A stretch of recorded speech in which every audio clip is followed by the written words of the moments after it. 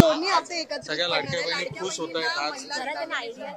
आणि मार्च महिन्याचा जो एकत्रित हप्ता आहे 3000 सन्मान निधीचा, हा आज आपण महिलांच्या थेट खात्यामध्ये वितरित करत आहोत। साधारणपणे 2,52,00,000 इतक्या महिलांना आपण हा लाभ आज आम्ही DBTच्या माध्यमातून आम्ही वितरित करत आहोत। आणि साधारणपणे या औचित्यासाठी आम्ही या दोन्ही महिन्याचा लाभ आज महायुतीच्या सरकारच्या माध्यमातून राज्याचे मुख्यमंत्री आणि दोन्ही उपमुख्यमंत्री यांच्या सूचनेनुसार आज सुरुवात केलेली आहे। काही महिना असा नाहीये की ज्या महिन्यात महिलांना लाडक्या बहिणीचा हप्ता मिळाला नाहीये। डिसेंबर महिन्यामध्ये सुद्धा आचारसंहिता संपल्यानंतर झालेला आहे, जानेवारी महिन्यामध्ये सुद्धा वितरित झालेला आहे, फेब्रुवारी महिना आणि मार्च। लाडक्या बहिणींना आज खटाखट पैसे वाटप सुरू। आज लाडक्या बहिणींना दुपारी 12 वाजल्यापासून पुढे वाटप होणार। आजपासून सलग 5 दिवस वाटप होणार। नवीन नियम वाटे लागू होणार।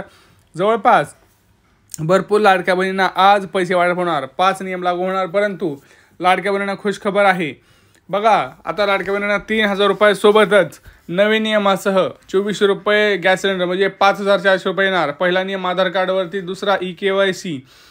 जवळपास आपण जर बघितलं, उपमुख्यमंत्री एकनाथ शिंदे यांची मोठी घोषणा झालेली आहे।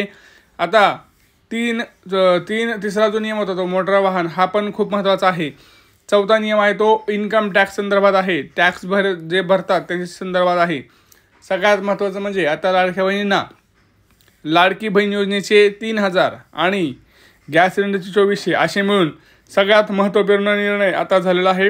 माध्यमांशी बोलताना आत्ताच त्यांनी सांगितलेलं आहे, कारण भरपूर लाडक्या बहिणी या प्रतीक्षेत आहेत। आणि टेन्शन घेऊ नका, मुख्यमंत्री देवेंद्र फडणवीस यांनी सांगितलं की एप्रिलचा हप्ता सुरू। सोबत उपमुख्यमंत्री एकनाथ शिंदे, अजितदादा पवार यांनी सांगितलं की चेक हा बँकेत सबमिट झालेला आहे।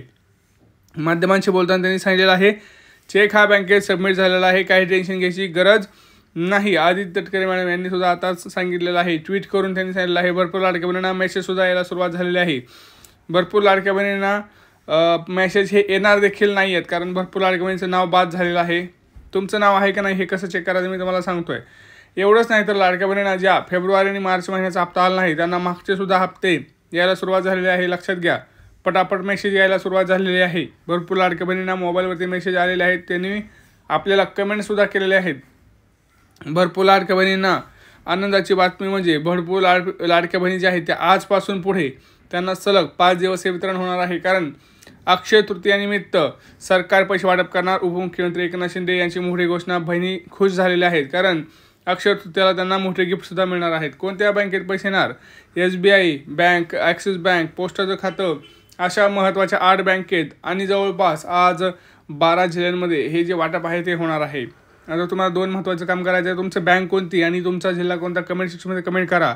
मी तुम्हाला रिप्लायमध्ये सांगतो की तुम्हाला पैसे येणार आहेत की नाही। पटापट कमेंट करा। बघा कोणाकोणाला पैसे आले त्यांनी पैसे आले लिहा, नाही आले त्यांनी पैसे आले नाही असं लिहा। पटापटा कमेंट करा, जे कमेंट करतील त्यांना 100% रिप्लाय दिला जाईल। लक्षात घ्या, लाडक्या बहिणीसाठी अतिशय आनंदाची बातमी, आजपासून पुढे 5 दिवस लाडक्या बहिणींना जो एप्रिल आणि मेचे 2 हप्ते आहेत ते एकदम मिळणार आहेत। 3000 रुपयांचं वाटप हे कुठल्याही क्षणी तुमच्या मोबाईलवरती मेसेज खटाखट येऊ शकतो, कारण रात्री उशिरापर्यंत झालेल्या बैठकीत हा निर्णय झालेला आहे। त्यासोबतच आदित्य तटकरे मॅडम यांनी हे सांगितलं की ज्या लाडकी बहिणी बाद होतील त्यांना मागचे हप्ते द्यायची गरज नाही, म्हणजे वसुली कोणाचीही होणार नाही, याची सुद्धा नोंद घ्यायची आहे। आता बघा लाडक्या बहिणींना हे 5400 तर मिळणारच, परंतु त्यांना अक्षय तृतीयानिमित्त महत्त्वाची भेटवस्तूसुद्धा आहे, मोठी भेटवस्तू आहे। मी तुम्हाला पुढे सांगणारच आहे, व्हिडिओ संपूर्ण पहा। चॅनलवरती नवीन असाल तर चॅनलला आधीच सबस्क्राईब करा। हा व्हिडिओ आपल्या जास्तीत जास्त लाडक्या बहिणींना शेअर करा, कारण खूप महत्त्वाची माहिती मी तुम्हाला देणार आहे। आज तुम्हाला पहिला टप्पा वाटप सुरू आहे। 12 वाजल्यापासून पुढे तुम्हाला पहिल्या टप्प्यात जे वितरण आहे ते सुरू तुम्हाला दिसणार आहे। आणि भरपूर लाडक्या बहिणींना सकाळपासून सुद्धा काही पैसे यायला आले आहेत, कारण टेस्टिंग हे सुरू झालेलं आहे, त्यामुळे सकाळपासून सुद्धा भरपूर लाडक्या बहिणींना पैसे यायला सुरुवात झालेली आहे। आता नेमकं तुम्हाला काय करायचं आहे ते तुम्हाला सांगणार आहे सगळं, परंतु अक्षय तृतीयानिमित्त 20 लाख लाडक्या बहिणींना स्वतःचं घरकुल हे सरकार देत आहे, तर त्यासाठी अर्ज करा आणि अर्ज केल्यानंतर तुम्हाला नक्की पैसे मिळतील। आता सगळे नियम व अटी स्वतः तुम्हाला आदित्य तटकरे मॅडम संपूर्ण माहिती सांगणार आहेत। व्हिडिओ संपूर्ण पहा आणि बघा त्या नेमकं काय म्हणाले आहेत. व्हिडिओ संपूर्ण पहा. मंत्री माझी लाडकी बहीण ही योजना महायुतीच्या सरकारची अतिशय महत्त्वाकांक्षी अशी योजना आहे आणि आज जवळपास 2,52,00,000पेक्षा अधिक महिलांना आम्ही दर महिन्याला हा लाभ त्या ठिकाणी पोहोचवत आहोत. खरं तर विरोधकांनी तर अशा पद्धतीच्या सुद्धा वावड्या उठवल्या होत्या किंवा अशा पद्धतीचा सुद्धा अपप्रचार सुरू केला होता की निवडणुका झाल्यानंतर महायुतीचं सरकार आल्यानंतर महायुतीचं सरकार ही योजना बंद करेल, अशा पद्धतीचा अपप्रचार त्यांनी सुरू केला होता. खरं तर त्या अपप्रचाराला कुठेही बळी पडू नये असं आम्ही सर्व लाडक्या बहिणींना आवाहन करत होतो आणि आज खऱ्या अर्थानं महायुतीच्या सरकारच्या वतीने आदरणीय अर्थ व नियोजन मंत्री उपमुख्यमंत्री अजितदादांनी आपला कारकिर्दीतला 11वा अर्थसंकल्प सादर करत असताना लाडक्या बहिणींच्यासाठी मुख्यमंत्री माझी लाडकी बहीण या योजनेसाठी जवळपास 36,000 कोटींची तरतूद ही त्यांनी यंदाच्या वर्षासाठी केलेली आहे आणि निश्चितपणाने ही करत असताना ही योजना कुठेही बंद होणार नाही. जो प्रचार विरोधकांकडून करण्यात आलेला होता की डिसेंबर महिन्यानंतर या योजनेचा लाभ मिळणार नाही, या उलट जानेवारी असेल त्याचबरोबर फेब्रुवारी आणि मार्च महिन्याचा एकत्रित असा लाभ याचं वितरण सुद्धा आम्ही 2 दिवसापूर्वीच सुरू केलेलं आहे आणि लाडक्या बहिणींच्या खात्यामध्ये फेब्रुवारी महिन्याचे 1500 हे त्या ठिकाणी 2 दिवसातच पोहोचलेले आहेत आणि मार्च महिन्याचे 1500 सुद्धा ते पोहोचवण्याचं काम सुद्धा प्रगतीपथावर आहे. त्याच्यामुळे ही योजना ही महायुतीच्या सरकारची महत्त्वाकांक्षी योजना जी मुख्यमंत्री देवेंद्रजी फडणवीस साहेब, उपमुख्यमंत्री एकनाथजी शिंदे साहेब आणि उपमुख्यमंत्री अजितदादा यांच्या नेतृत्वाखाली अशाच पद्धतीनं कार्यरत राहणार आहे आणि तेच आपल्याला आजच्या अर्थसंकल्पातून पाहायला मिळालं. स्पेसिफिक प्रश्न आहे की 1,500 रुपये की 2100 रुपये नेमकं महिलांना किती रुपये मिळणार आहेत या लाडकी बहीण योजनेच्या माध्यमातून? कारण विधानसभेपूर्वी आपला जो जाहीरनामा होता त्याच्यामध्ये 2100चा उल्लेख होता, त्यामुळे स्पेसिफिक प्रश्न मला आपल्याला आवर्जून त्यानिमित्ताने आणि आपल्या माध्यमातून सर्व आमच्या लाडक्या बहिणींना त्या ठिकाणी सांगायचे की राज्याचे मुख्यमंत्री देवेंद्रजी फडणवीस साहेब आणि आमचे दोन्हीही उपमुख्यमंत्री असतील, मंत्रिमंडळातील सर्व आम्ही त्या ठिकाणी मंत्री महोदय असो, आम्ही सगळ्यांनी सुरुवातीपासूनच ही योजना अधिकाधिक यशस्वी पद्धतीनं राबवण्याचा प्रयत्न हा केलेला आहे. पुढेही आम्ही त्याच पद्धतीनं हा प्रयत्न करत राहणार. 1500चा हप्ता हा महिलांच्या थेट खात्यामध्ये निवडणुकीच्या नंतर सुद्धा जवळपास 3 ते 4 हप्ते हे महिलांच्या खात्यामध्ये आज वितरित झालेले आहेत आणि त्याची प्रक्रिया सुरू आहे. अशाच पद्धतीने ही योजना पुढेही सुरू राहणार आहे. 2100च्या बाबतीतली जी भूमिका आहे ती राज्याचे मुख्यमंत्री देवेंद्र फडणवीस साहेबांनी, अजितदादांनी, शिंदे साहेबांनी सुद्धा वेळोवेळी मांडलेली आहे. एखादी महत्त्वाकांक्षी योजना ज्या वेळेला आपण आणत असतो त्यावेळेला त्याचा योग्य तो निर्णय राज्याचे मुख्यमंत्री आणि महायुतीचं सरकार ज्या वेळेला घेईल त्यावेळेला विभागाच्या वतीने आम्ही ते निश्चितपणाने या ठिकाणी घोषित करू. आज 1500चा लाभ देत असताना सुरुवातीला तर विरोधक म्हणायचे की हे 1500 पण तुम्हाला मिळणार नाहीत, पण त्यानंतर आम्ही ही योजना यशस्वीरित्या राबवली. त्याच्यानंतर म्हणायचे की निवडणुकीच्या नंतर ही योजना बंद होणार, पण आज 2,52,00,000 महिलांपर्यंत आम्ही हा लाभ त्या ठिकाणी पोहोचवत आहोत आणि आज 36,000 कोटींची जी तरतूद अर्थसंकल्पामध्ये करण्यात आलेली आहे जेणेकरून ही योजना अशाच पद्धतीनं पुढे सुरू राहावी. त्यामुळे आम्ही कुठलाही महायुतीच्या सरकारने लाडक्या बहिणींना दगाफटका दिलेला नाही आहे. 2100चा योग्य तो निर्णय जाहीरनामा किंवा एखादा ज्या वेळेला तुम्ही वचननामा असतं ते पुढच्या 5 पंचवार्षिक या संबंध या याच्यातून दृष्टिकोनातून तो ठेवलेला असतो. त्यामुळे त्या बाबतीतला योग्य तो निर्णय हा महायुतीचं सरकार हे निश्चितपणाने घेईन.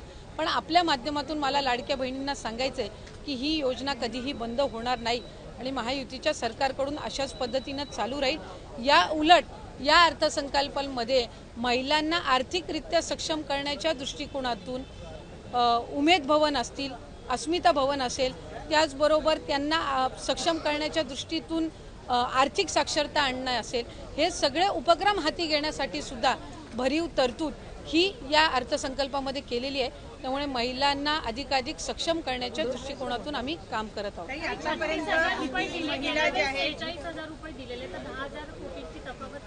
आपल्या माहितीसाठी मला सांगायचं आहे की मार्च महिन्यापर्यंतचा जो हप्ता आहे तो अर्थसंकल्पाच्या आधीच वितरित झालेला आहे आणि ही जी तरतूद आहे ही पुढच्या महिन्यांपर्यंत आहे. डिसेंबर महिन्यांमध्ये ज्या वेळेला ही जी केलेली तरतूद आहे या पलीकडे जर आपल्याला लाभासाठी तरतूद करावी लागली तर डिसेंबरच्या अधिवेशनामध्ये ती निश्चितपणाने करण्यात येईल. 36,000 कोटींची तरतूद जी आहे पहिले वर्षाचे 3 महिन्याची तरतूद ही आधीच उपलब्ध करून दिलेली आहे. आता राहिले तुमचे 9 महिने आणि मग त्याच्यानंतर डिसेंबरच्या अधिवेशनामध्ये जर पुढच्या 3 महिन्यासाठी लागली तर त्या पद्धतीनं ती पुरवणी मागण्यांमध्ये केली जात असते.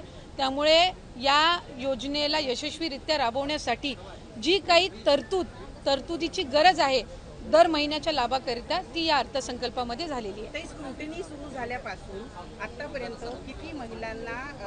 किती महिलांनी स्वतःहून सोडलेल्या आहेत किंवा किती महिलांना वगळण्यात आलेल्या आहेत, त्याचबरोबर इतर ज्या योजना आहेत म्हणजे निराधार योजना असेल किंवा इतर योजना, या महिलांना या योजनेचा लाभ कशा पद्धतीने दिला जाणार? जे टोटल रजिस्ट्रेशन विभागाकडे झालेलं होतं ते साधारणपणे 2,63,00,000 असं होतं.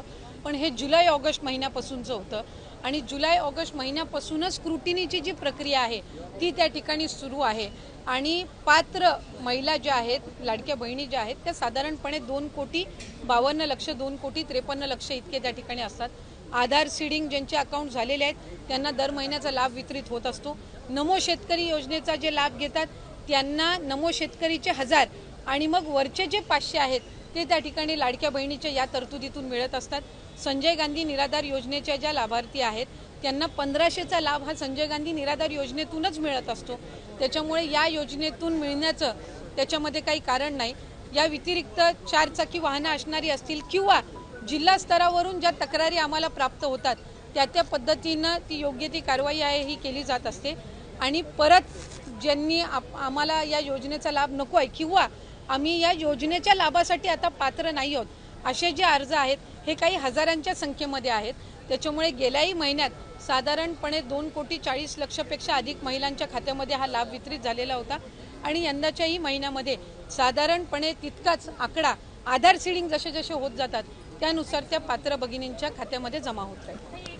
एक आरोप विरोधकांकडून असंही केला गेला, विधान परिषदेत सुद्धा चर्चा झाली की निकष आधीच ठरलेले होते, मग अंमलबजावणी करताना कुठे गडबड झाली का किंवा सरकारी तिजोरीतला पैसा नियमबाह्य वापरण्यात आला का त्याच्यासाठी, जर इतक्या महिला आता अपात्र होत असतील? नाही, एक तर मला आपल्या माध्यमातून स्पष्ट करायचं आहे की स्क्रुटिनी ही आम्ही सुरुवातीपासूनच करत आलेलो आहोत, याच्यामध्ये काही वेगळं नाही आहे. इतर विभागांचा डेटा ॲक्सेस करण्याचा अधिकार हा कुठल्याही एका विभागाला नसतो. उदाहरणार्थ महिला व बालविकास विभाग आहे आणि आम्हाला जर कृषी विभागातल्या नमो शेतकरीचा जर डेटाचा ॲक्सेस असेल तर तो आम्ही परस्पर घेऊ शकत नाही. आम्हाला तो त्या विभागाकडूनच प्राप्त होणं हे अपेक्षित असतं. परिवहन विभागाकडून जर एखादा तुम्हाला डेटा हवा असेल तर तो तुम्हाला परिवहन विभागाकडूनच मिळेल. त्याला स्वतंत्र तो डेटा ॲक्सेस करण्याचा अधिकार हा कुठल्याही विभागाला किंवा महिला व बालविकास विभागालाही त्या ठिकाणी नसतो. त्यामुळे सुरुवातीपासून याची स्क्रुटिनी होत गेलेली आहे. मूळ 2,63,00,000पेक्षा अधिक रजिस्ट्रेशन झालेलं होतं आणि सुरुवातीपासूनच जर आपण बघितलं तर लाभार्थ्यांची संख्या ही 2,40,00,000 किंवा 2,50,00,000 2,52,00,000 इतकी राहिलेली आहे. याचा अर्थ असा की स्क्रुटिनीची प्रोसिजर सुरुवातीपासून चाललेली आहे. प्रत्येक विभागाकडनं जी आपण माहिती मागवतो त्याच्यामध्ये ऑक्टोबर, नोव्हेंबर, डिसेंबर महिना आचारसंहितेचा कालावधी होता. हा वगळता जशी जशी आमच्याकडे त्या विभागांकडनं माहिती येते त्या पद्धतीनं आम्ही ते पुढचं डीबीटी करायच्या आधी योग्य ती कारवाई असते ती करत असतो. त्यामुळे कुठल्याही पात्र जी निकषांमध्ये पात्र आहे एकही निकष न बदलता जी महिला पात्र आहे त्यांच्यावर अन्याय हा कधी या विभागाच्या किंवा महायुतीच्या सरकारकडून झालेला नाही. धन्यवाद.